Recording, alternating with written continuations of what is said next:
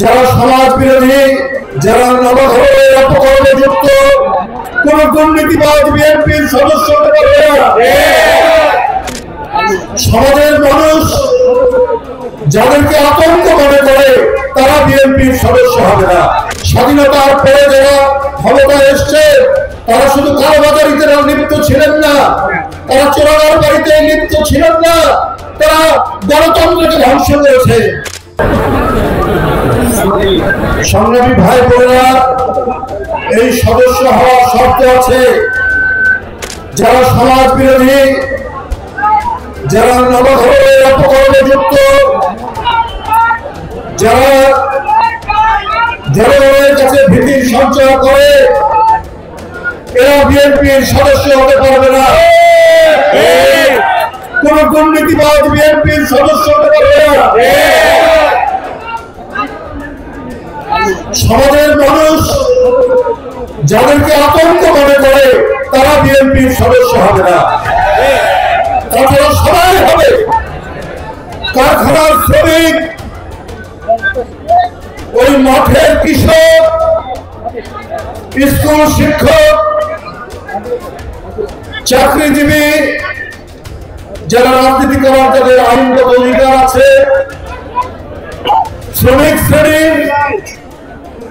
তারা সবাই সদস্য হতে পারবে, শুধু অপরাধীরা সদস্য হবে না। এটা সুস্পষ্ট ভাবে আমাদের নীতিমালায় বলা হয়েছে।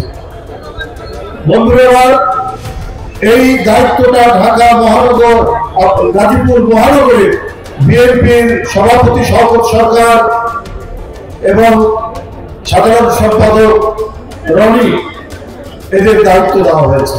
আমার বিশ্বাস অত্যন্ত জনবহুল মহানগর হচ্ছে গাজীপুর মহানগর।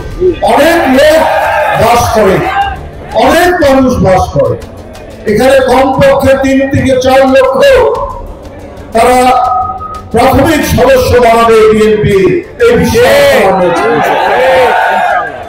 তারা একটি অঙ্গীকার নিয়ে, তারা একটি প্রতিশ্রুতি নিয়ে যে দলটি বানিয়েছিলেন, এদেশের এক মহান রাষ্ট্রনায়ক, জাতির দুর্দশায় যিনি স্বাধীনতার ঘোষণা দিয়ে বাংলার এক প্রান্ত থেকে আরেক প্রান্তে তিনি স্বাধীনতার যে ধ্বনি সেদিন তৈরি করে গোটা জাতিকে মুক্তিযুদ্ধে উদ্বুদ্ধ করেছিলেন, সেই ব্যক্তি, সেই রাষ্ট্রনায়কের দল বাংলাদেশ জাতীয়তাবাদী দল।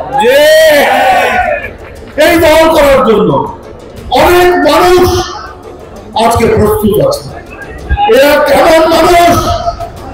স্বাধীনতার পরে যারা ক্ষমতায় এসছে তারা শুধু কারবাজারিতে লিপ্ত ছিলেন না, তারা চোরাগার বাড়িতে লিপ্ত ছিলেন না, তারা গণতন্ত্রকে ধ্বংস করেছে, তারা মানুষের কণ্ঠকে চেপে ধরেছিলেন, তারা বাকশাল কায়েম করেছে, এক দল কায়েম করেছে, সমস্ত পত্রিকা বন্ধ করেছে, কেউ যাতে শব্দ করতে পারে না।